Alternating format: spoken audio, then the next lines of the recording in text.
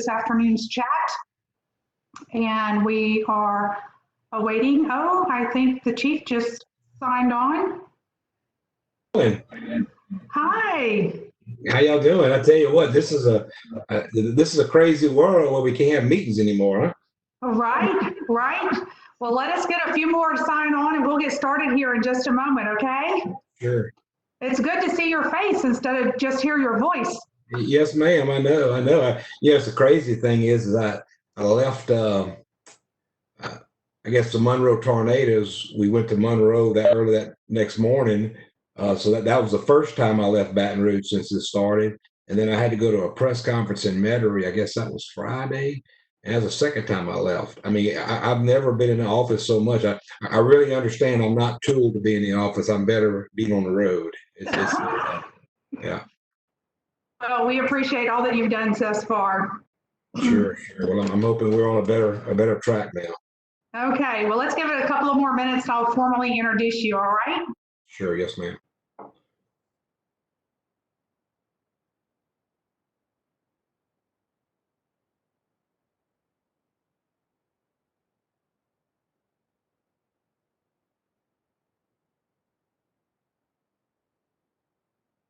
Hi, Chana. Are you waving to me or are you waving to Crystal? Everybody?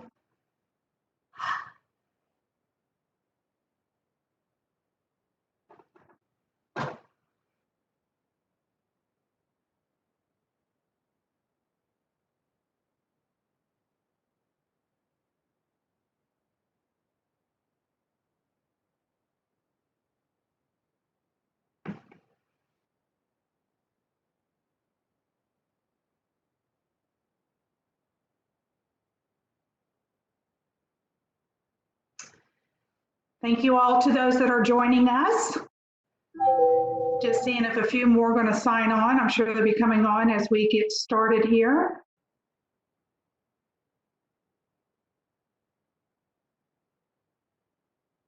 Those that are listening in the car, be careful, Mr. Speck.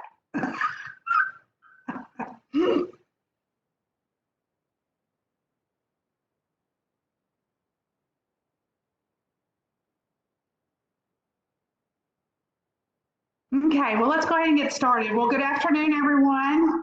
And thank you so much for joining us for today's weekly chamber chat that has now become a thing. And what exciting news we have gotten today thus far with the announcement of the governor's office for the phase 1 opening.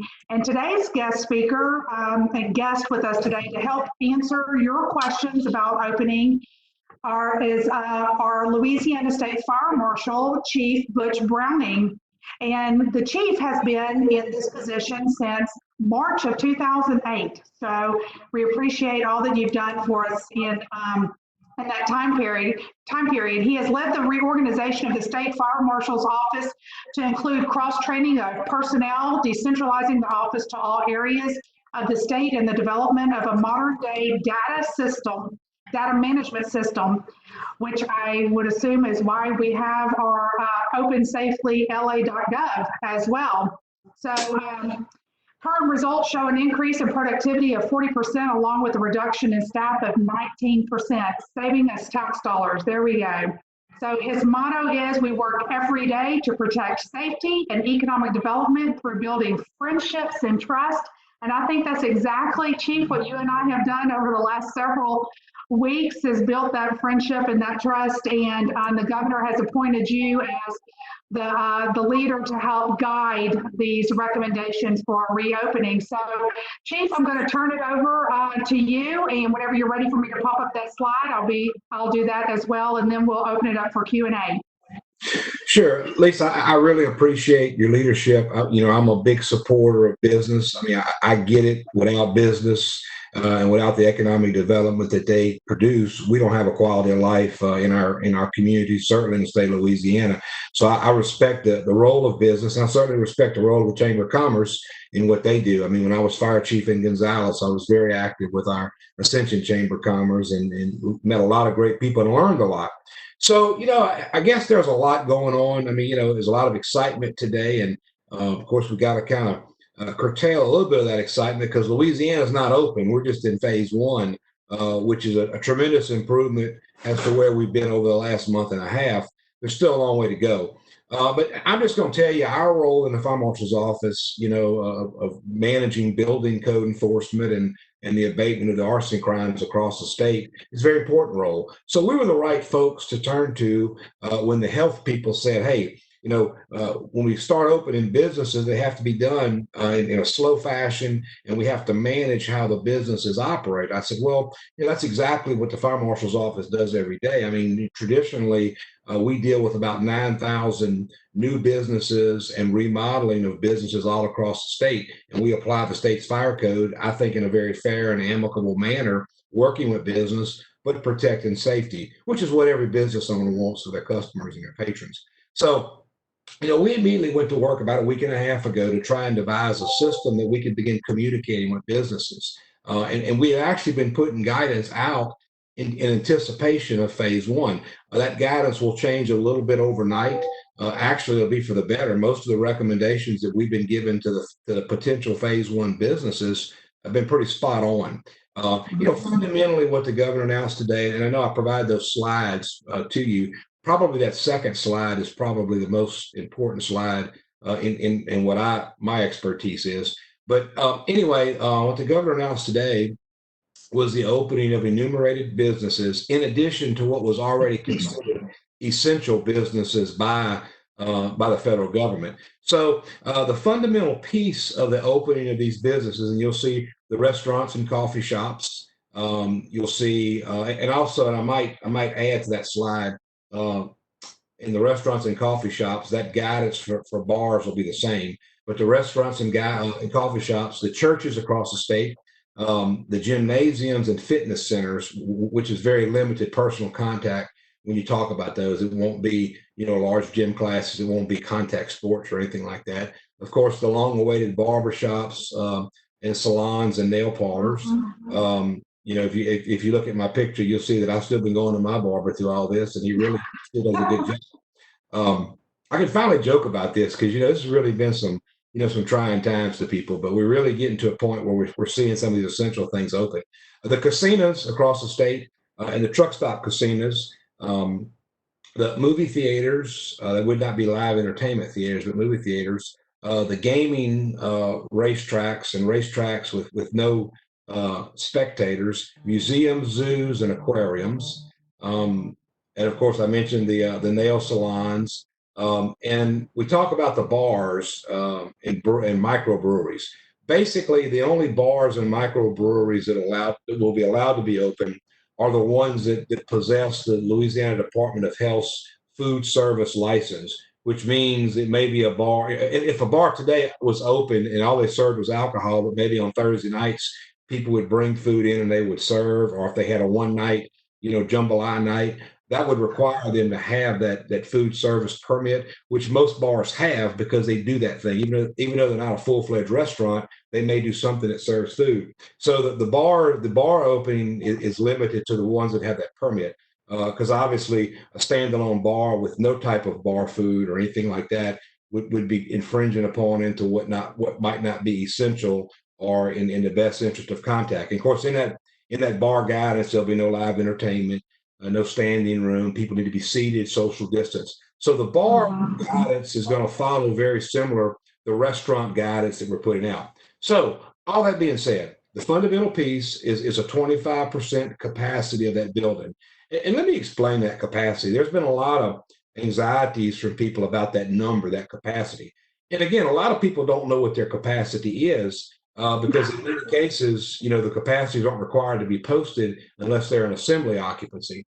So what you'll see in the guidance, which I'll get to in a minute, what you see in the guidance that we're going to put out is a little more simplistic way of figuring out your capacity. So if you own a business, you know what the gross square footage is. Hey, I own a 5,000 square foot building and it's an office building, or I own a 3,500 square foot building and it's a restaurant.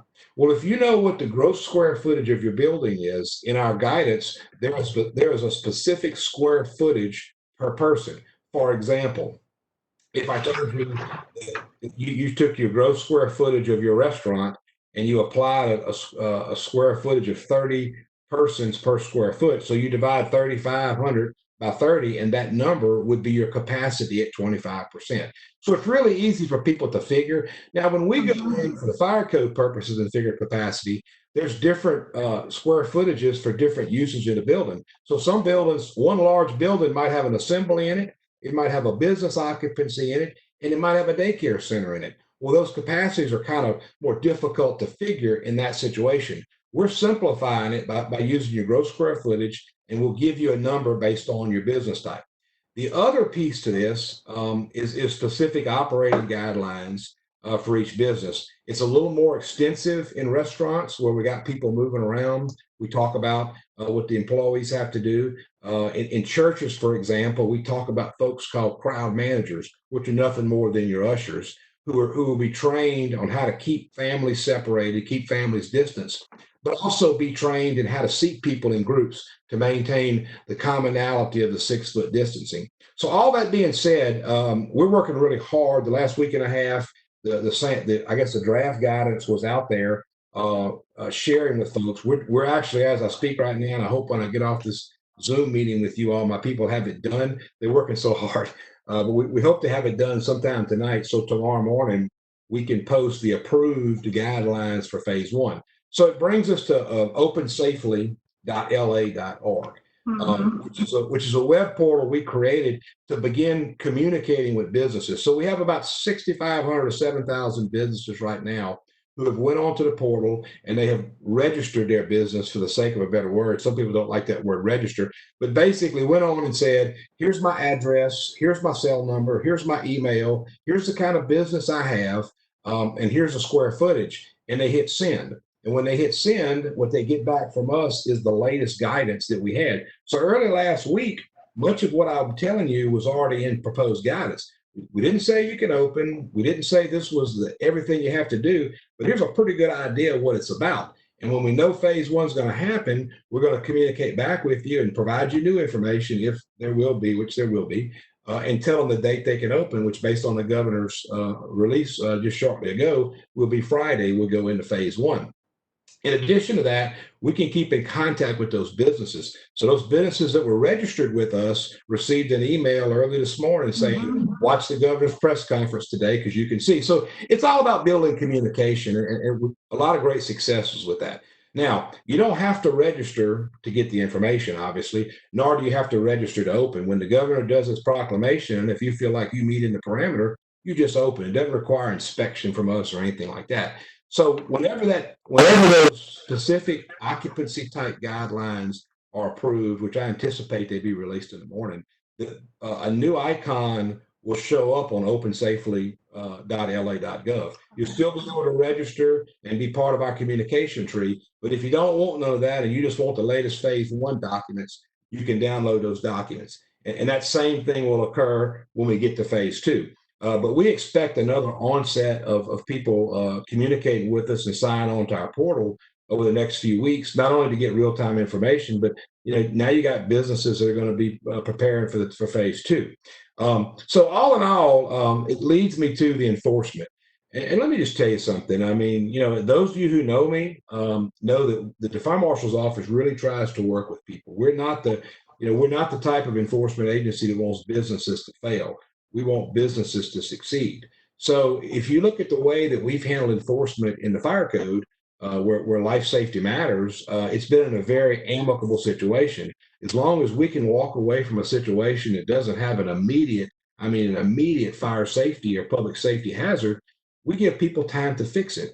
And we work with them to find alternatives to fix it that may be outside the code. Well, that's exactly how we're going to handle this. And, and we've already received some complaints, and believe it or not, you know how we remedied some of those complaints? We picked up the phone and called that business and said, hey, we're not trying to storm in your business. We're not trying to disrupt what you're doing, but we understand your people are not wearing masks. And, the guidelines say they should.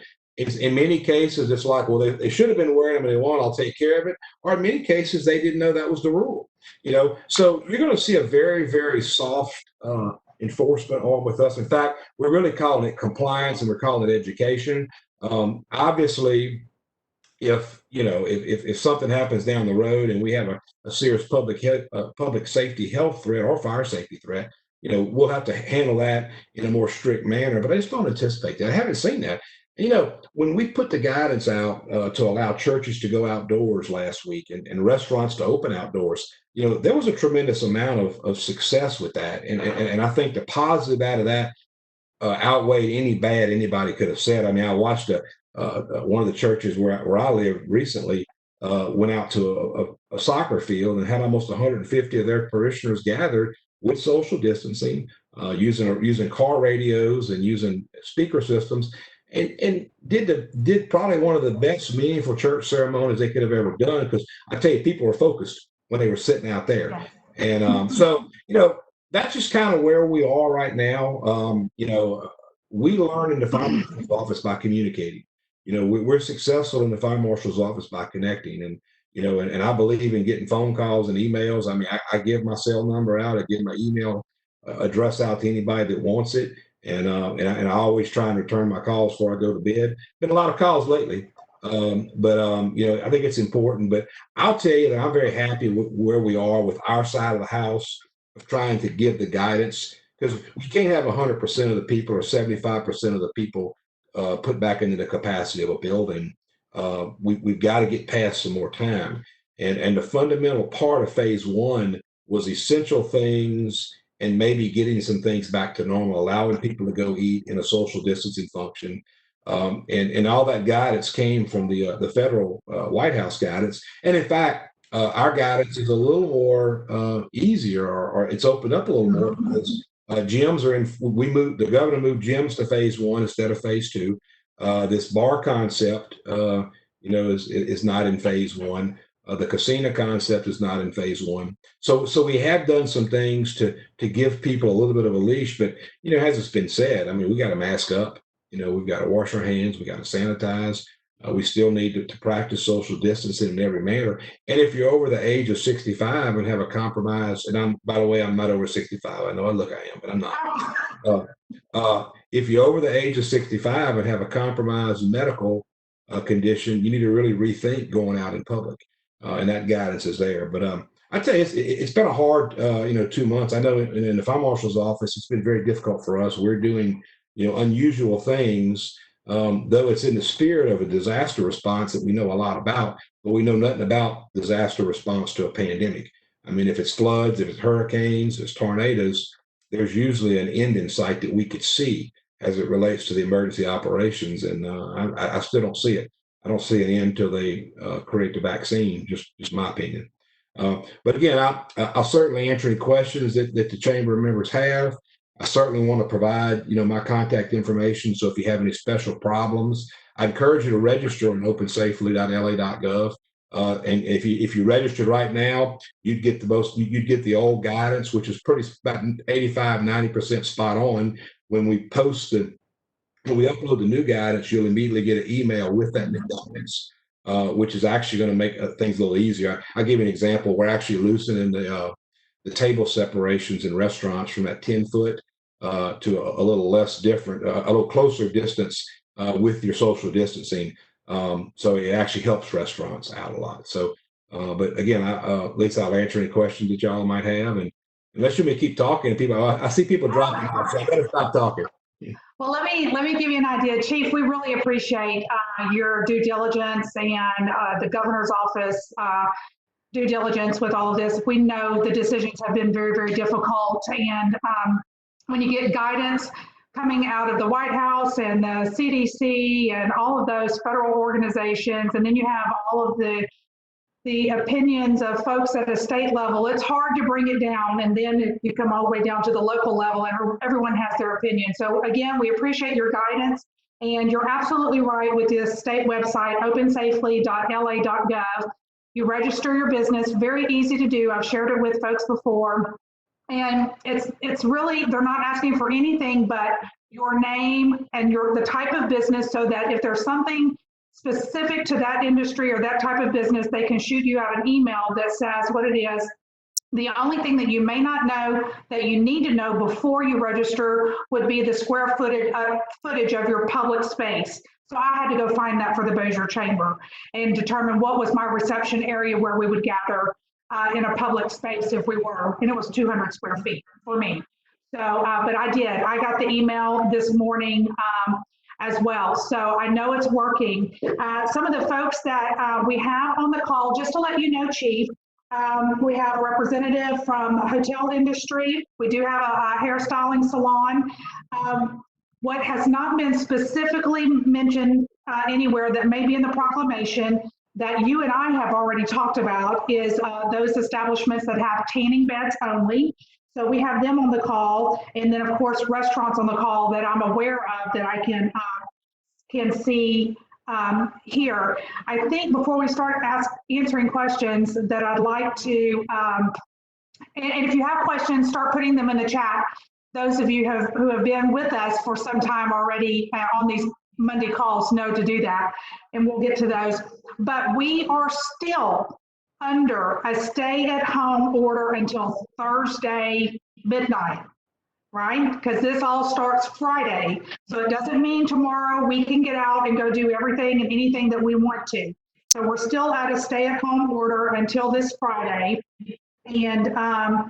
And then for you, Chief, we also have, with my fellow chamber members being on here, we have, and we're using your information as well, an opensafesbc.com website. So people can register, give the information directly, and then we have one here locally. One of the questions we have here is for fitness centers, can we begin scheduling classes with restrictions? And what is the policy for sports camps? So for fitness centers, we'll be able to have classes, for example, bar, yoga.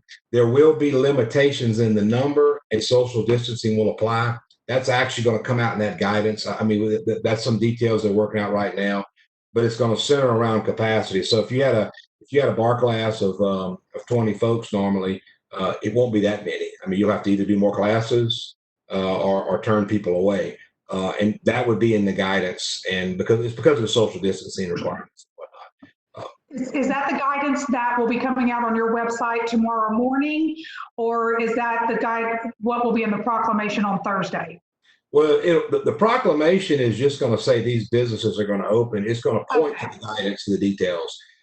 So I don't believe if you go to the portal right now and register as a gym spa, I don't think we have any guidance at all other than the boilerplate language of social distancing, because we didn't, originally, and again, we've been working a week to try and get this done. Originally, we followed the federal guidelines and we take the policy from the governor and the health department and create the guidelines. But gyms were going to be a phase 2. So we hadn't worked on the gyms until I guess we started working on those Thursday when we learned that it was going to be part of phase 1. So, but I still encourage you to register, because when you register, you're going to get it when we post it. But that's some of the guidance in there. But spin classes and those kind of things, will be allowed. What was the other example you gave? Was it?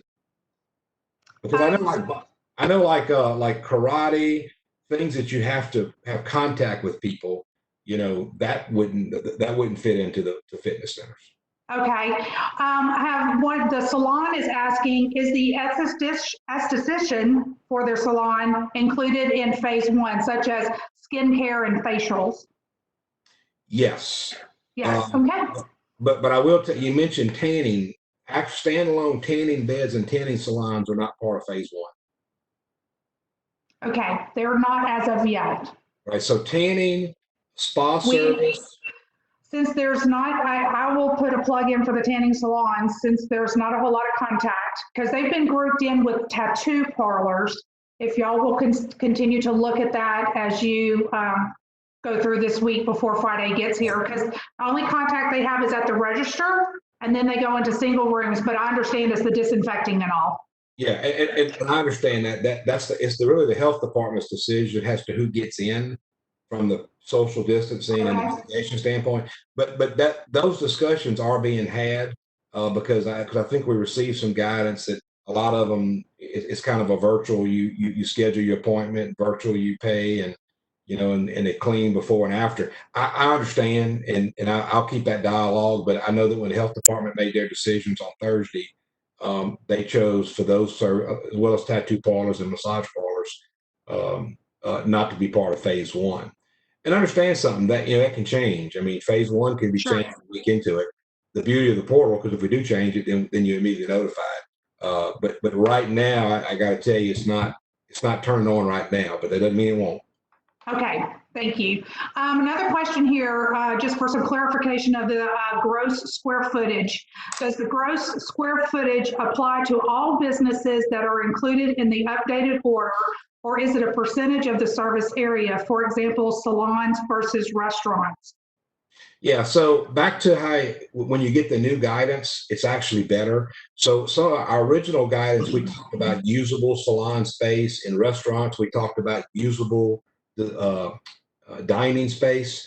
We've scrapped all that, and we're gonna apply an across the board gross square footage. So it's all your square footage. It's not just the four walls around where the beauty chair is. It's the entire square footage of the entire building. Again, for two reasons. Number one, I think it makes this 25% a lot more fair. Okay. But secondly, it makes it to where you as a business owner can easily figure that out. If you had to go measure each room and minus the door swing and all kind of things like that, like we do in a regular fire code capacity check, then you could probably do our job and close the fire marshal's office down. So that's too much information for you. Um, but we tried to make it simple. So we've changed everything to gross square foot. So that is your square footage under roof. And again, I think most business people know what that total square footage is. If they're renting, they know what it is. If they own it, they know what it is. So I will tell you that the new guidance coming out tomorrow is going to do away with the inference to net and usable. It's all going to be gross. What's under the roof? Okay.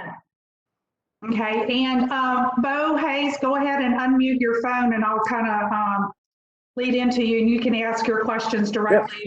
Thank you, Lisa. Bo is the owner of Bojack's in the East Bank, and he's one of the reasons why you and I have built such a close relationship. Yeah. And he also has the Frozen Piro down there and some other establishments. But we're still going to be able to continue to do the outdoor dining as long as the local communities, cities, and NPCs have allowed that, and it's 25% of outside and 25% of inside. Yeah, that's our biggest question. You guys obviously did a lot of the education for us on May 1st, which we appreciate. We needed a little coaching through that, and I think we kind of determined what that square footage is. Does any of that change for us specifically? No, it absolutely does not change. The outdoor place of worship as well as outdoor restaurants are still allowed. But remember, the 25% of outdoor only applies to an existing outdoor structure you have built. If you got an outdoor patio that's got fencing around it, okay? But if you go in your parking lot and create your own outdoor, whether with umbrella tables or an open tent, a top 10 only, there is no capacity. I mean, you could virtually have 150 people out there. The limiting factor is the social distancing between tables. So the 25% doesn't apply to something you create in the open air. It just requires you to separate those tables under the same rules as your existing patio. But the reason the capacity applies to the existing patio is because those patios are typically already boxed in with fencing and stuff. Okay. Well, I'll be happy to share that with other restaurant owners too. They've reached out to us and asked us how we were able to have the tables that we had. And my answer was to contact your office, that y'all were able to coach us through all of that, Right. Which we appreciate. Hey, let me tell you another little addition too, is the new guidance is going to allow you to do counter service where the patrons come to the counter to get their meals, or waiter table service where you serve them. You can do either one, whichever one you want. Well, and that gets me to my next question. So we've gone through the tentative guidelines on open safely. Some questions we have are some contradictions that are in there. There's the health department portion of that, where it asks you to eliminate or create distance between employees and customers of 6 feet. However, it goes on to say do not touch customers when you pass out food and drink. We are allowed to place plates and drinks on the table. Yeah, so the original outdoor guidance didn't allow you to service them outside. The new guidance is going to allow you to service them outside or inside. Well, I mean, whatever your business model is. I mean, some business models they don't serve tables, but you're people like you can bring your wait staff back and they serve it. And in fact, in talking to the LDH folks, you know, serving the tables could actually be a more sanitizing situation where your employees are sanitizing and bringing them as opposed to all the patrons going back and forth from the counter. Absolutely. And yeah. Yeah, So I highly recommend that because we dealt with the issue of bottlenecking at the counter. It's Yeah. difficult to maintain when the customers don't really understand what these guidelines are. We may know them, but they don't, and it's just an uphill battle. So I'm glad that we can do that. And I have one other question. So May 1st, we did receive the guidelines from the fire marshal. There were ATC guidelines that came out as well that we were unaware of. ATC came out, visited our business, and they asked us to do some things like make sure that we were serving food every time a customer ordered another round of beverages. Is that in place, or are we going strictly by this open safely regulations?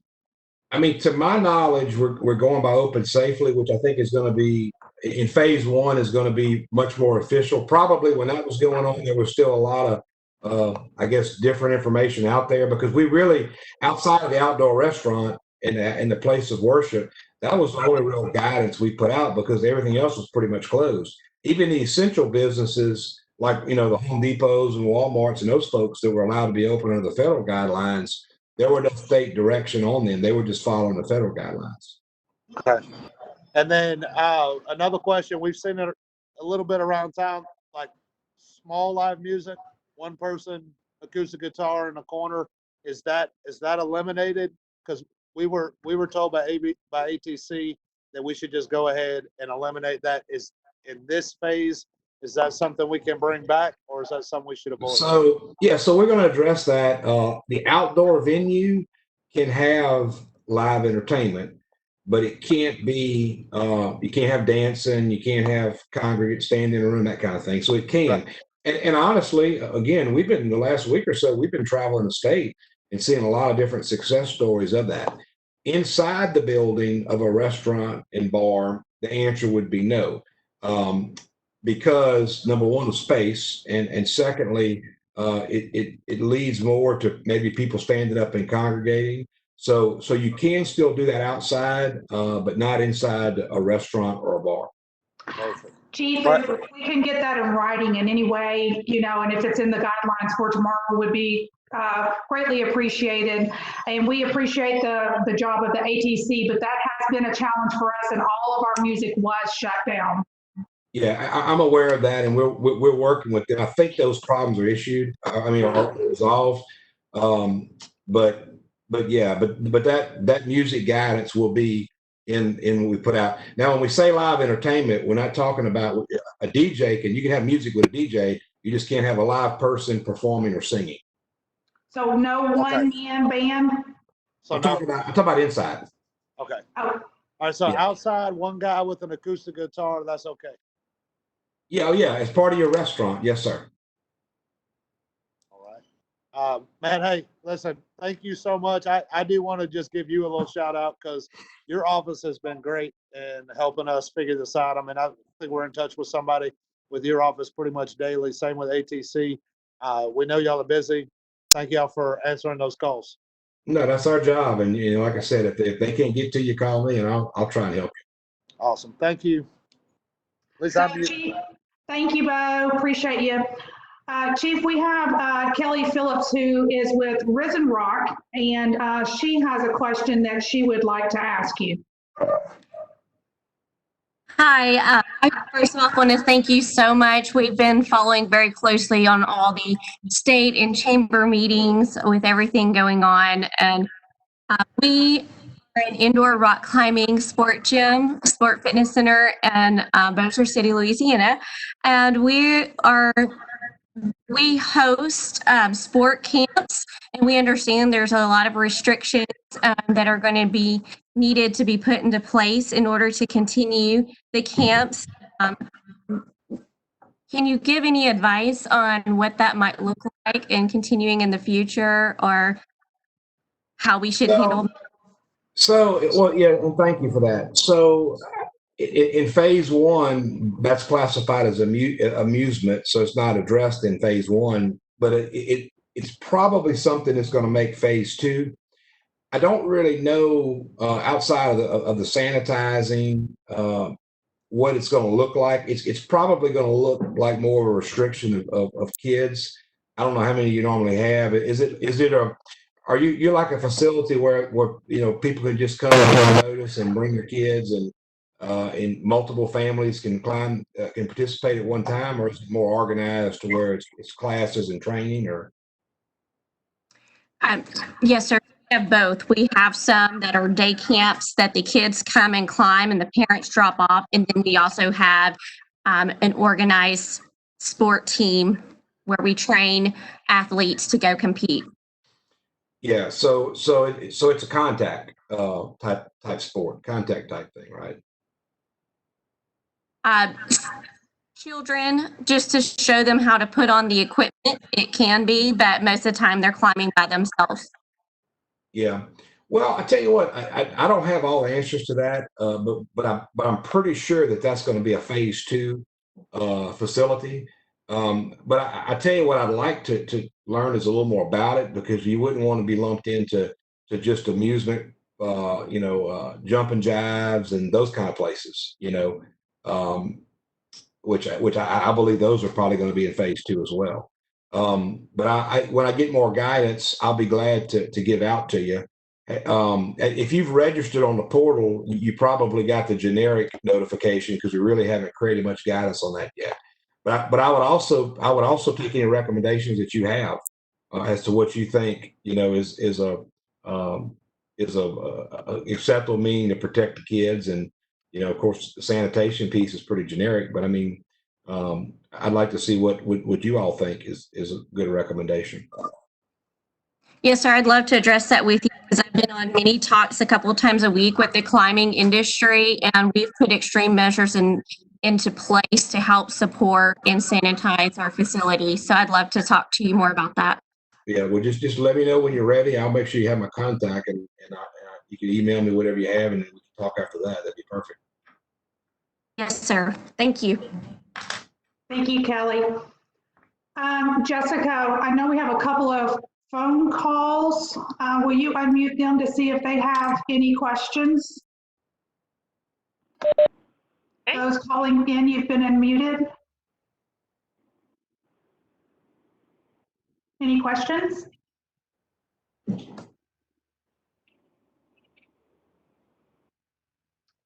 Okay, is there anyone else that has caller, did I do that, or is caller 3 have a question?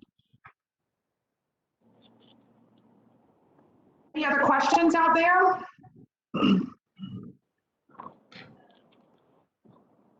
Of course, I'm still getting the additional questions, Chief, from the tanning bed only facility. And I will talk to you offline about that. And because there are some hair salons and some gyms that do have tanning beds as well. Yeah, and they wouldn't be allowed to use those in there. Okay. Yes, ma'am. Okay. All right. Let me see. I don't have anything on my cell phone here. I'm not seeing anything here. Okay, well, everyone, I appreciate you joining us, Chief. We appreciate your time again, and I greatly appreciate you accepting my phone calls, my text messages, my emails. And I mean, I'm just one part of the state, and you've got to take care of the entire state. So it means a lot for you to respond, and it is greatly, greatly appreciated. For those that are on the call, I want to remind you again that the state website that you need to go register is at opensafely.la.gov. And for our local website, it is opensafesbc.com. And Final reminder, we're still under a stay-at-home order until Friday, so let's not mess this up because I have not been so excited to hear the number 25 in a long time. So I'm all about the 25%. Let's go and make this happen, and then we'll have a new announcement on June 1st. So with that, Chief, have a great day. Any final words? Sure, thank you. Well, please share my email and cell number to your members. If I can help any way I can, just call me. Okay, well, y'all just let me know. His email is very simple, butch@la.gov. Very, very simple. I'm a simple guy. You are. Okay, thank you. You all have a blessed day and enjoy this beautiful weather. Thank you, Chief. Thank you.